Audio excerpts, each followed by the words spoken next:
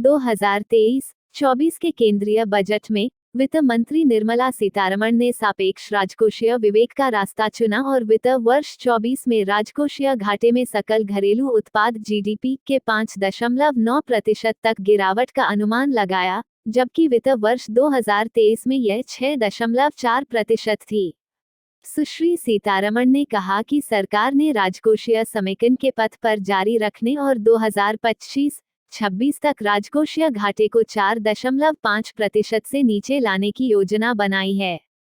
2023-24 में राजकोषीय घाटे को वित्त करने के लिए उसने कहा कि दिनांकित प्रतिभूतियों से शुद्ध बाजार उधार 11.8 लाख रुपए करोड़ होने का अनुमान है और शेष वित्त पोषण छोटी बचत और अन्य स्रोतों से आने की उम्मीद है। सकल बाजार उधार 15.4 लाख रुपए करोड़ होने का अनुमान है। बजट में राजकोषीय घाटे पर क्या दिशा दी गई है? केंद्रीय बजट 2023-24 में वित्त वर्ष 24 में सकल घरेलू उत्पाद में राजकोषीय घाटा 5.9% आंका गया है। यह अनुपात 2022-23 संशोधित अनुमान में 6.4% और 2021-22 वास्तविक में 6.7% से कम हो गया है। राजस्व बजट में घाटा 2022-23 संशोधित अनुमान में जीडीपी का 4.1% था। केंद्रीय बजट 2023-24 में राजस्व घाटा सकल घरेलू उत्पाद का 2.9% है। यदि ब्याज भुगतान को राजकोषीय घाटे से घटाया जाता है, जिसे प्राथमिक घाटा कहा जाता है, तो यह 2022-23 आरी में सकल घरेलू उत्पाद का 3% था। प्राथमिक घाटा, जो पिछले ब्याज भुगतान देनदारियों से रहित मौजूदा राजकोषीय रुख को दर्शाता है, को केंद्रीय बजट 2023-24 में सकल घरेलू उत्पाद का 2.3% आंका गया है। क्या कुछ क्षेत्रों के लिए आवंटन कम है? जिन प्रमुख आवंटनों को कम किया गया है, वे हैं खाद्य, उर्वरक और पेट्रोलियम सब्सिडी। 2022-23 संशोधित अनुमान में खाद्य सब्सिडी 2,87,194 करोड़ रुपए थी। 2023-24 में इसे घटाकर 1,97,350 करोड़ रुपए कर दिया गया है। इसी तरह 2022-23 में उर्वरक सब्सिडी 2,25,220 करोड़ रुपए आ रही थी। FY24 के लिए इसे घटाकर 1,75,100 करोड़ कर दिया गया है। 2022-23 में पेट्रोलियम सब्सिडी 9,171 करोड़ रुपए आ रही थी। यह 2023-24 बजट अनुमान में घटकर 2,257 करोड़ रुपए हो गया है। हालांकि ध्यान देने वाली बात यह है कि BE 2022-23 की तुलना में गिरावट उतनी तेज नहीं है। बजट अनुमान 2022-23 में खाद्य सब्सिडी 2,06,831 करोड़ रुपए थी। उर्वरक सब्सिडी 1,05,222 करोड़ रुपए थी, जो बजट अनुमान 2023-24 में आवंटित राशि से कम थी। बढ़ती महंगाई के बीच एक और साल के लिए गरीबों को खाद्य सुरक्षा देना एक प्रशंसनीय निर्णय है। हालांकि ग्रोथ के लिए क्या करना होगा? महंगाई गरीबों को परेशान करती है। आपूर्ति पक्ष के झटकों को देखते हुए केवल मुद्रास्फीति लक्ष्यीकरण के माध्यम से आरबीआई द्वारा ब्याज दर प्रबंधन प्रभावी रूप से मुद्रास्फीति को नियंत्रित नहीं कर सकता है। इसलिए बढ़ती मुद्रास्फीति से निपटने के लिए राजकोषीय नीति के उपाय महत्वपूर्ण हैं। निरंतर विकास वसूली प्रक्रिया के लिए आरबीआई और नॉर्थ ब्लॉक के बीच नीति समन्वय महत्वपूर्ण है। बढ़ती महंगाई से निपटने के लिए आरबीआई नीतिगत दरों में बढ़ोतरी कर रहा है, लेकिन उच्च ब्याज दर व्यवस्था आर्थिक विकास प्रक्रिया को नुकसान पहुंचा सकती है। इसलिए राजकोषीय नीति को अर्थव्यवस्था में सकल पूंजी निर्माण पर ध्यान देने के साथ समायोजनकारी रहने की आवश्यकता है, जिसमें पूंजीगत व्यय में वृद्धि, विशेष रूप से बुनियादी ढांचा निवेश शामिल है। 23-24 के बजट में पूंजीगत व्यय जीडीपी के 3.3% तक बढ़ने की उम्मीद है। राज्यों को प्रदान किए गए 50 वर्षों के लिए 1.3 लाख रुपए करोड़ के ब्याज मुक्त ऋण से उन्हें खर्च करने और विकास को बढ़ावा देने में मदद मिलनी चाहिए। सुश्री सीतारमण ने जोर देकर कहा कि बुनियादी ढांचे में निवेश का आर्थिक विकास और रोजगार पर व्यापक गुणक प्रभाव पड़ता है। सरकार कर सकते हैं। राजकोषीय समेकन के लिए छड़ी। सरकार राजकोषीय मजबूती के रास्ते से नहीं भटकी है। केंद्रीय बजट 2023 में मध्यम अवधि के राजकोषीय समेकन ढांचे में कहा गया है कि राजकोषीय घाटे जीडीपी अनुपात को 2025-26 तक मौजूदा 6.4% से घटाकर 4.5% करने की आवश्यकता है। महामारी के बाद के समय में राजस्व निश्चितताएं हैं और भू राजनीतिक जोखिम, बढ़ती मुद्रास्फीति, आपूर्ति श्रृंखला व्यवधान और ऊर्जा मूल्य अस्थिरता भी हैं। साथ ही सरकार ने राजकोषीय नीति को समायोजनकारी रखा है और आर्थिक विकास वसूली का समर्थन करने के लिए पूंजीगत व्यय किया है। भारत में राजकोषीय घाटे के वित्तपोषण का प्रमुख तरीका आंतरिक बाजार उधारी के माध्यम से है।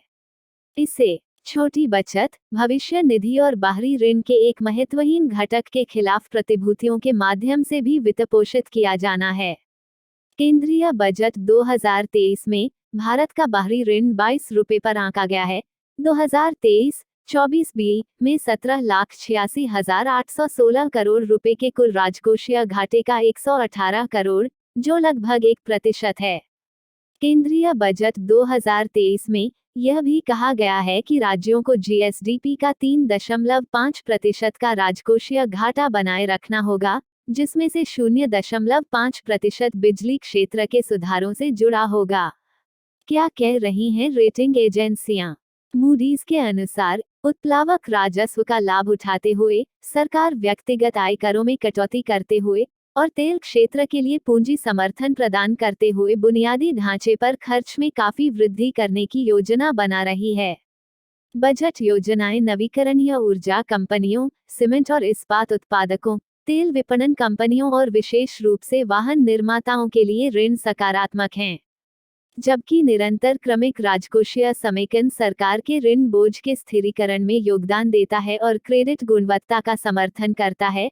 वित्त वर्ष 26 तक घाटे को सकल घरेलू उत्पाद के 4.5% तक सीमित करने के अपने महत्वाकांक्षी लक्ष्य को प्राप्त करने की संभावना नहीं है, मूडीज ने कहा।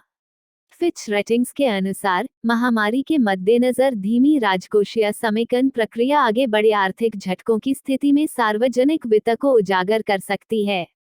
आगे क्या छिपा है? वित्त मंत्री पूंजीगत खर्च के जरिए आर्थिक वृद्धि में सुधार पर ध्यान केंद्रित कर रही हैं। उनका कहना है कि इंफ्रास्ट्रक्चर में निवेश से निजी निवेश को बढ़ावा मिलेगा। राजकोषीय घाटा जीडीपी अनुपात में यदि विभाजक जीडीपी का विस्तार होता है तो यह समग्र राजकोषीय घाटा जीडीपी अनुपात को कम करेगा। उनका फोकस जीडीपी को मजबूत करने के लिए इकोनॉमिक ग्रोथ रिकवरी पर है। अदानी एंटरप्राइजेज ने पिछले हफ्ते अपने 20,000 करोड़ रुपए के फॉलो ऑन पब्लिक ऑफर को बंद करने और निवेशकों से एकत्र किए गए धन को वापस करने का फैसला किया।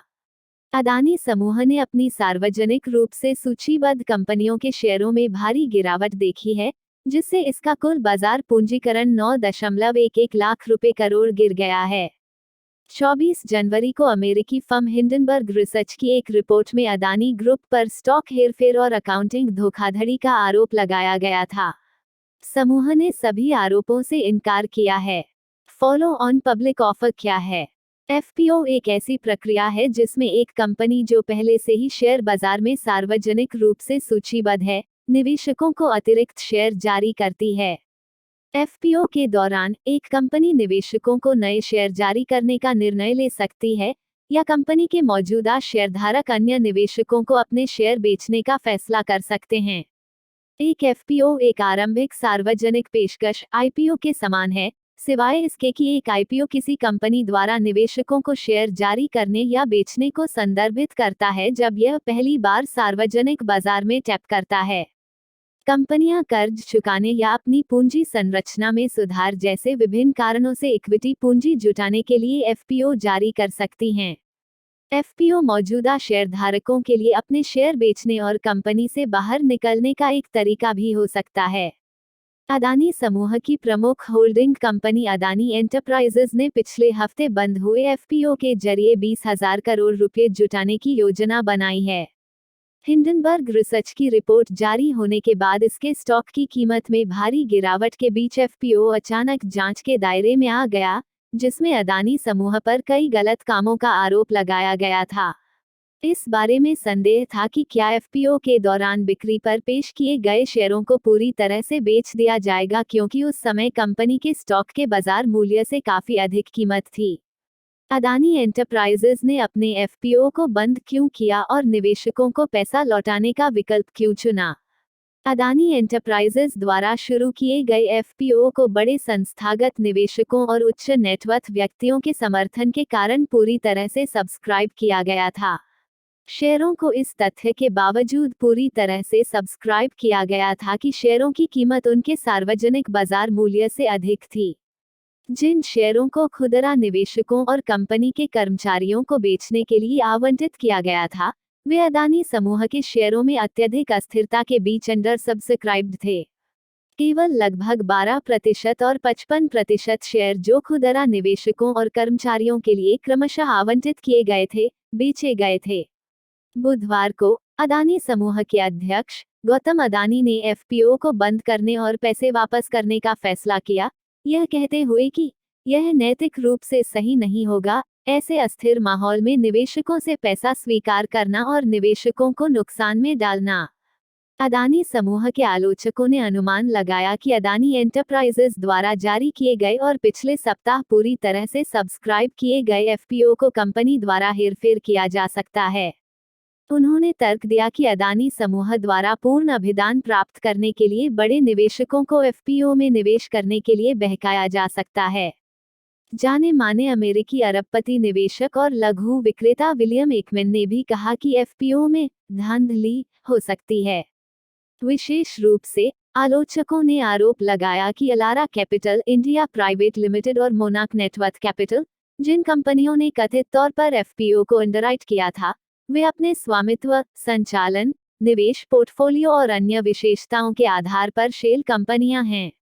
यह ध्यान दिया जाना चाहिए कि हिंडनबर्ग रिसर्च द्वारा पिछले महीने जारी की गई रिपोर्ट में दावा किया गया था कि अलारा कैपिटल और मोनाक नेटवर्थ कैपिटल का इस्तेमाल अदानी समूह द्वारा शेल संस्थाओं के रूप में किया गया था, ताकि दोनों शेयरों के साथ साथ उसकी सहायक कंपनियों के वित्तीयों में हेरफेर किया जा सके।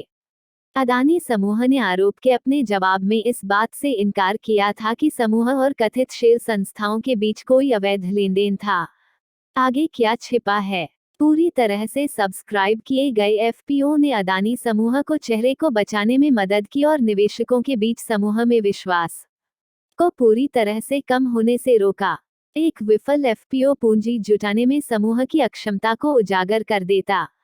हालांकि अडानी समूह के लिए संकटग्रस्त एफपीओ की तुलना में कहीं अधिक बड़ी समस्याएं हैं।